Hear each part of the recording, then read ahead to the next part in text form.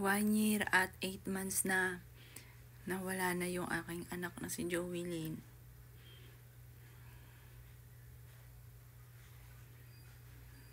Pero yung sakit, parang laging bago ng bago, parang kailan lang.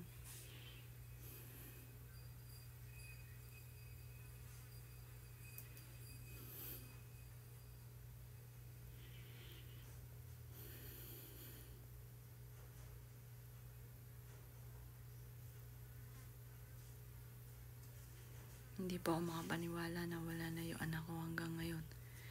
Parang hindi ko pa rin po matanggap.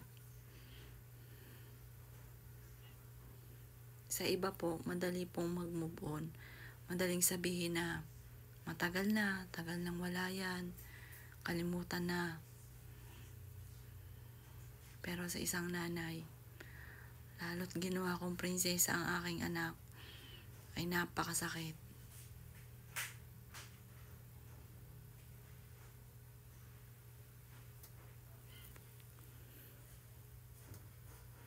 Wala po talaga sa isipan ko na may sakit po siya na diabetes din.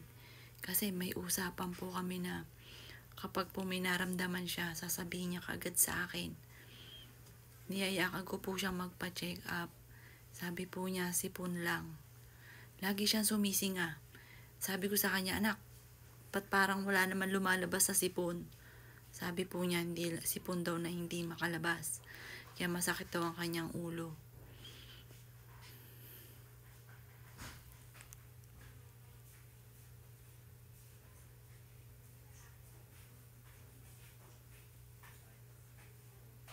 Sobrang sakit.